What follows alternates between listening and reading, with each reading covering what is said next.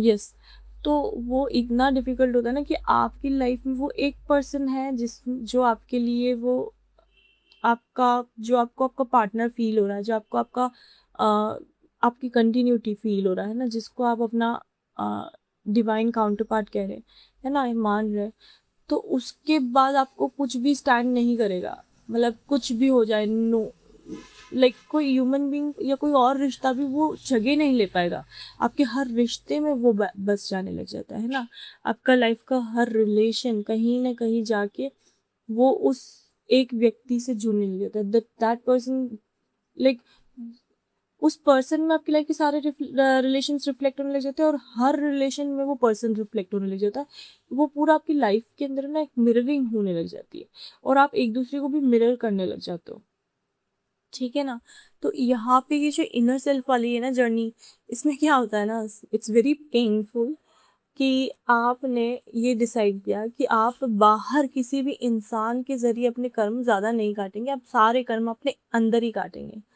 अब वो अंदर ही काटेंगे का मतलब ये है कि सोल अपने इंटरनल सेल्फ में एक लाइफ जीना चालू करती है, यानी कि मेरी एक्सटर्नल सेल्फ में एक लाइफ है, मैं जो भी अपनी प्रेजेंट लाइफ की आइडेंटिटी लेके पैदा हुई हूँ या हुआ है ना, वो अभी अपनी प्रेजेंट लाइफ जी रहे, जिनमें उनका एक अपना फैमिली है, कुछ रिलेशन है, रिस्पॉन्सिबिलिटीज़ हैं, करियर है, या एडुकेशन है, जो भी है, एक बात है वो है, उसमें उनके फ्रेंड्स बने, उनके साथ में कुछ लोग हैं जो इंटरेक्शन में आ रहे हैं। और यूजुअली ऐसे लोग सोशली बहुत ही सेंसिटिव होते हैं, तो वो सोशलाइज ज़्यादा करते नहीं, तो लिमिटेड सर्कल बनता है, पर वो बहुत इंटेंस सर्कल होता है, क्योंकि उन्होंने उस सर्कल में उन्हीं लोगों को आने दिया जिनको वो बहुत ज़्यादा प्रायोरिटी दे रहे हैं। अदरवाइज वो बाकी लोगों को वैसे भी उतना अ, नहीं दे पाते इम्पोर्टेंस। इम्पोर्टेंस यानी कि वो कनेक्ट ही नहीं कर पाते, कि वो एक फॉल्स सोशल एक पर्सनालिटी बिल्ड करते जहाँ पे दे आर जस्ट ग्रीटिंग, नहीं, उतना भी नहीं होता है वो, दे आर वेरी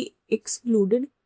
और उसमें क्या होता है ना कि ऐसे में उनके जो जितना वो स्फीयर है ना, वो इतना इंटेंस स्फीयर होता है कि उनके ज़्यादातर कार्मिक कनेक्शंस वहाँ पे कटते हैं, और ज़्यादातर नहीं, थोड़े बहुत जो भी है, बाकी सारे के सारे मेजॉरिटी ऑफ कार्मिक कनेक्शन के जो जितने भी लाइफ टाइम के ना, वो उनकी सोल से उनके अंदर बैलेंस होना चालू होते हैं।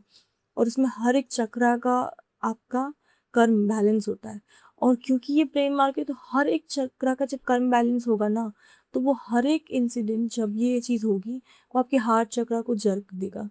तो ऐसे ह्यूमन बीइंग्स ना एक कांस्टेंट एंजाइटी के अंदर जीते हैं।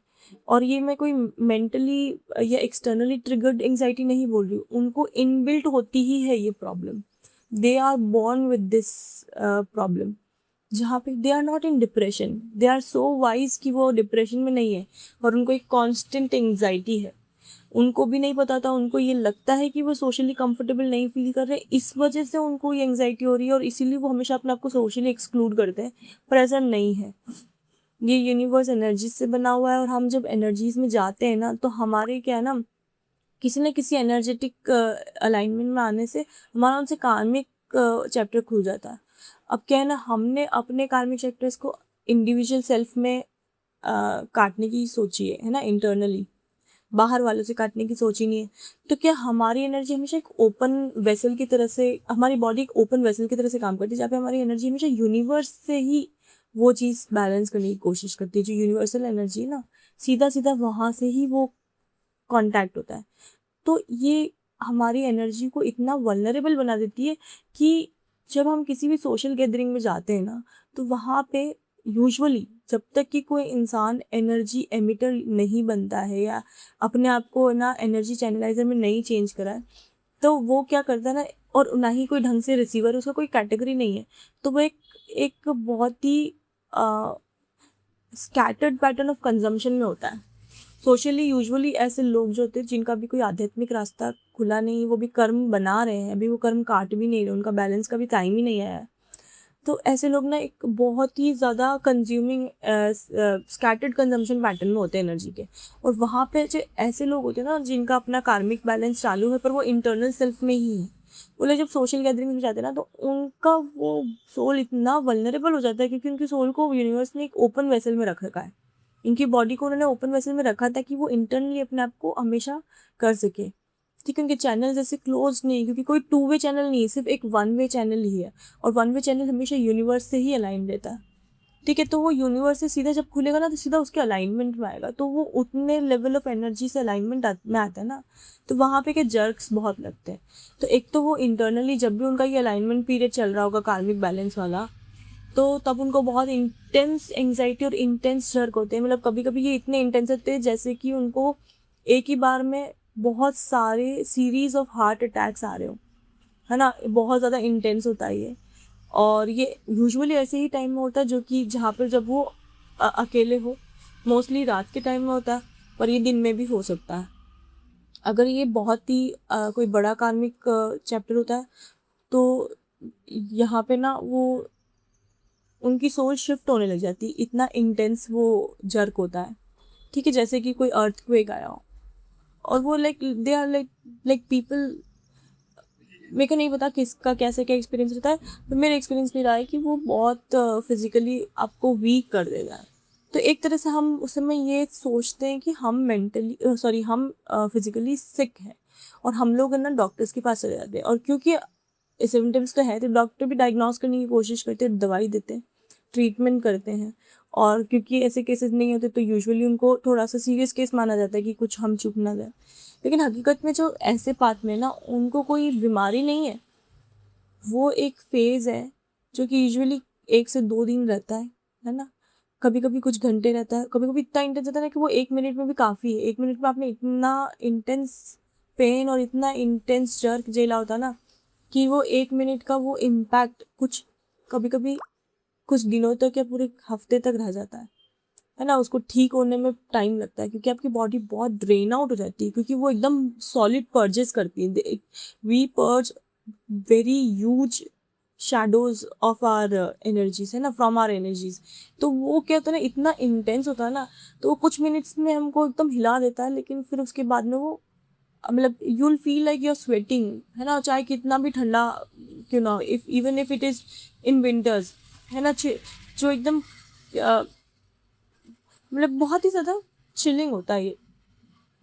ठीक है, और बाकी जनरली अगर वो नहीं ऐसे है ना, जब उनका इंटरनल सेल्फ बैलेंस आउट हो रहा है या पर्ज चल रहा है, अगर वो ऐसे स्टेट में नहीं है ना, वो रिकवरी स्टेट में, जैसे पर्ज हो चुका है, अब वो पर्ज के बाद के रिकवरी स्टेज में, अब किसी को नहीं पता होता कि वो कितना इंटेंस हुआ है, तो उनका रिकवरी फेज बहुत ही ज़्यादा ऐसा होता है कि कभी कभी स्लो होता है, क्योंकि अगर बहुत इंटेंस पर्ज हुआ है तो वो स्लो रिकवर करता है, तो कुछ टाइम तक वो वल्नरेबिलिटी और ज़्यादा सेंसिटिव हो जाती है। मतलब हम we become even more vulnerable than we already are. और इस ऐसे टाइम पे जब हम सोशलाइज करते हैं ना, तो जो स्कैटर कंजम्पशन पैटर्न वाले लोग होते हैं ना, वो हमारे आसपास होंगे ना, तो वो हमारी एनर्जी को बहुत ज़्यादा सक आउट करने लग जाएंगे। मतलब हम जो पर्ज कर रहे हैं वो हो चुका है, अब हम तो रिकवरी कर रहे हैं, यानी कि अब हमको हमारी एनर्जी को कंजर्व करना है, और उस मोमेंट में कोई कंजम्पशन करने वाला जाए, तो यूजुअली हमारे ना ऐसे टाइम पे वाइब्रेशंस चेंज रहते हैं। ये जो वाइब्रेशंस चेंज होते हैं ना, जहाँ पे हम जा रहे थे हायर वाइब्रेशंस की तरफ से, लेकिन कोई कंजम्पशन करने आ गया, तो वो हमारे वाइब्रेशंस में चेंज लाने की कोशिश करे, डिस्टर्बेंस, है ना, नॉइस बोलते जब। और ऐसे टाइम में क्या होता है ना, हमको वो वापस एंग्जाइटी फील होने लग जाती है, हम एंशियस फील करने लग जाते हैं, और वो एंग्जाइटी अटैक्स आने लग जाते हैं। और क्योंकि ये हमारे हाथ में नहीं, अब हम वैसे भी ओपन वेसल हैं, अभी पर्ज हुआ है, और वो पर्ज भी इंटेंस रहा है अगर, तो ये जो हीलिंग और रिकवरी फेज है ना, उसमें क्या होता है ना, हम इतना इंटेंसली उन एंग्जाइटी को फील करने लग जाते हैं कि समटाइम्स हमको इंटरनली पैनिक अटैक्स आने लग जाते हैं। वो पब्लिकली भी हो सकता है, जैसे कि हम एकदम वी लूज कॉन्शियसनेस, या हमको सडनली बहुत डिजी या ड्राउजी फील हो रहा है, या वी आर फीलिंग दैट, जैसे जैसे कि हम नशे में हो, ऐसी भी फीलिंग आ सकती है ना। बहुत ही वियर्ड फीलिंग होती है। कभी कभी हम बहुत हाई रिएक्शंस देने लग जाते हैं, हमारे रिएक्शंस बहुत लाउड हो जाते हैं, हमें जो नहीं कहना है नहीं करना है, वो डिस्पाइट द फैक्ट कि हमने अपना बहुत कुछ बैलेंस आउट कर दिया है, अब हम थोड़े वाइजर सेल्फ में आ चुके हैं, स्टिल हम ऐसा कुछ कह देते हैं।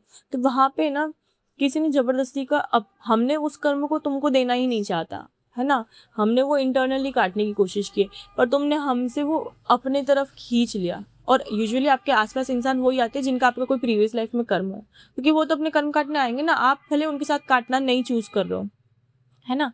भले ही आप अपने अंदर ही अब वो कर्म कर रहे हो, पर वो इंसान फिर भी आया, उसने आपके अंदर से उस कर्म को खींचा कंजम्पशन करने के चक्कर में, तो उसने उसको ले लिया। अब आपने जो पहले ही पर्ज आउट किया तो उसने उससे ज़्यादा अपना कर्म लिया, तो आपके लिए वो थोड़ा शेकी हो जाता है ना।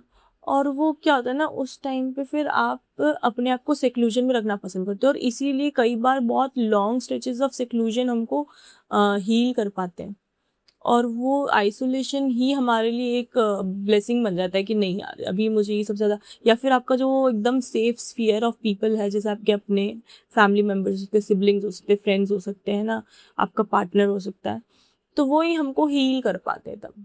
और उस वहाँ पे रह के ना हम अपनी एनर्जी को बैलेंस कर पाते हैं, क्योंकि हमारा आसपास का स्फीयर बनता ही उन्हीं लोगों से है जो ऑलरेडी उस प्रोसेस से गुजर रहे हैं। अगर आपके लाइफ में ऐसे लोग नहीं हैं, तो हो सकता है कि आप इन सेपरेशन हो अपने डिवाइन काउंटर पार्ट से, तो आप फिर अकेले ज़्यादा रहते हैं, मतलब कि आप अपनी फैमिली मेम्बर्स से भी कम मिलेंगे। वो लोग बहुत अच्छे हैं, सब कुछ अच्छा है, लेकिन वो आपके साथ उस अलाइनमेंट में नहीं है, तो वो भी कभी कभी उस कैटेड कंजम्पशन वाले पैटर्न में आके आपकी एनर्जी को डिस्टर्ब कर सकते हैं, तो वो आपको कभी कभी अफेक्ट करते हैं, तो आप उनसे भी डिस्टेंस बना के रखने की कोशिश करते हो, है ना।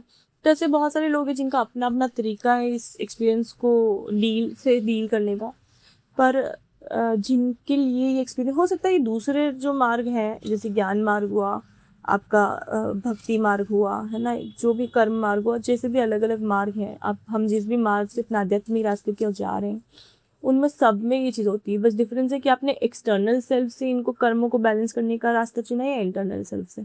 अगर आपने इंटरनल सेल्फ से करने का रास्ता चुना है ना, तो you are bound to face this anxiety attacks, panic attacks, sudden conscious losing suddenly, like we suddenly lose our consciousness, ठीक है, sometimes we collapse, we feel intense chest pains, है ना, intense heart में jerks आते हैं, है ना, vibration. आप इस जर्नी में हैं, ठीक है, आपका ये जो मैंने जो बातें डिस्कस की, ये पैटर्न ऑफ लाइफ रहा है, it is for people who experience these things. Generally नहीं, जनरली वो आपका आप अपने अगर ना अभी फिजिकल लाइफ में है, आपका आध्यात्मिक जर्नी चालू नहीं हुआ है, तो ये चीज़ें उनके लिए नहीं है, ताकि हम अपनी हेल्थ को कभी भी कैजुअली ना ट्रीट करें कि नहीं नहीं ये तो हमारा स्पिरिचुअल पर्ज चल रहा है, एनर्जेटिक पर्ज चल रहा है। नहीं नहीं, ऐसा नहीं है। यहाँ पे ना बहुत ध्यान देना होगा कि आपकी एक जर्नी ऑलरेडी चल रही है, कि जो इस जर्नी में उनको दे नो इट, है ना, तो हमको अपना दिमाग नहीं लगाना होता है। It is not to like this is not something for everyone, है ना। ये उन लोगों के लिए है जिनको ये चीज़ एक्चुअली उनकी लाइफ में कहीं ना कहीं फील हो रही है, उनमें से ये सारी चीज़ें उनको कहीं ना कहीं उन्होंने एक्सपीरियंस की है। तो मुझे मुझे लगता है कि जो भी इस जर्नी से गुजरे हैं वो तो समझ ही जाएंगे, है ना। और जिनकी ये जर्नी नहीं है, उनको ज़बरदस्ती अपने आप को इन सब चीज़ों से जोड़ के अपनी हेल्थ को कैजुअली नहीं लेना चाहिए, है ना। हेल्थ कम्स फर्स्ट, आपकी फिजिकल, मेंटल, इमोशनल, स्पिरिचुअल सारी हेल्थ कम्स फर्स्ट। ये जो है पता नहीं मुझे बहुत ज़्यादा मतलब अंदर से आई वॉज फीलिंग कि मुझे ये चीज़ शेयर करनी चाहिए, क्योंकि ये बहुत ही डिफरेंट जर्नी है जिसके बारे में मैंने देखा बहुत कम लोग बात करते हैं। तो आई थॉट ये किसी को जिसको भी हेल्पफुल हो उन तक पहुँचे।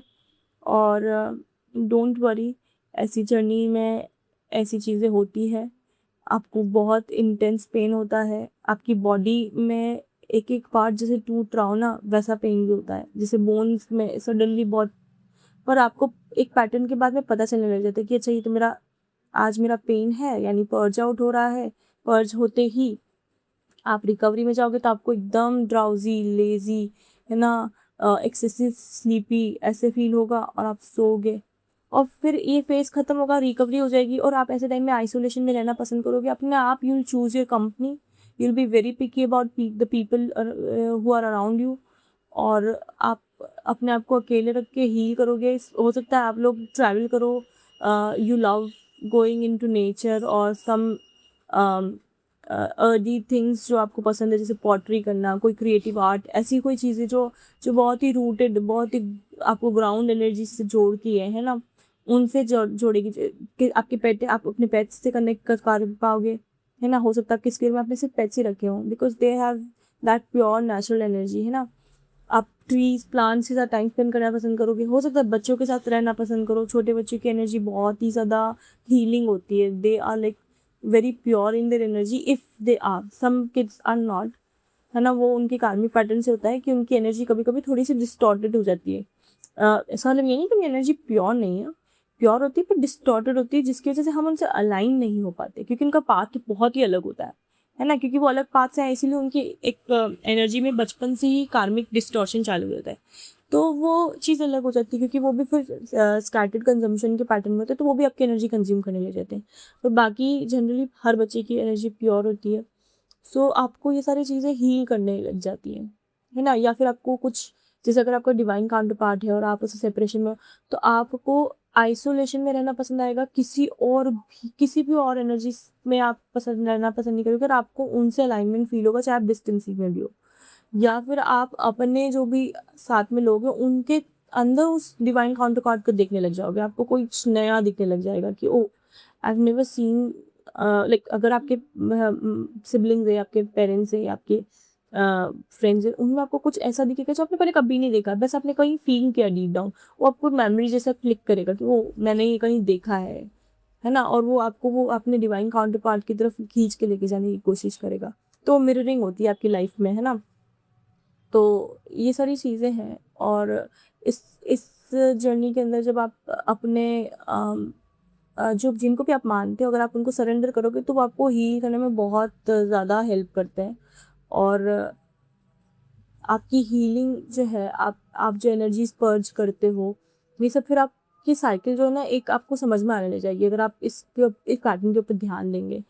तो आई होप कि मतलब ये सारी चीज़ें जो है ना हमको डरा देती है, और हम डॉक्टर्स के पास जाते हैं और वो पता नहीं लगा पाते कि हो क्या रहा है, तो हम और ज़्यादा डर जाते हैं। तो वो क्या हमारी हेल्थ को फिर नेगेटिवली अफेक्ट करने लग जाता है। तो मुझे लगता है कि कुछ इन्फॉर्मेशन जो इन ऑडियोज़ में है, उससे किसी को हेल्प हो। I was guided to share this, so I don't know who needs this. और जिसको भी नीड है, एक्चुअली हाँ, जिसको नीड है उन तक पहुँचे। And take care.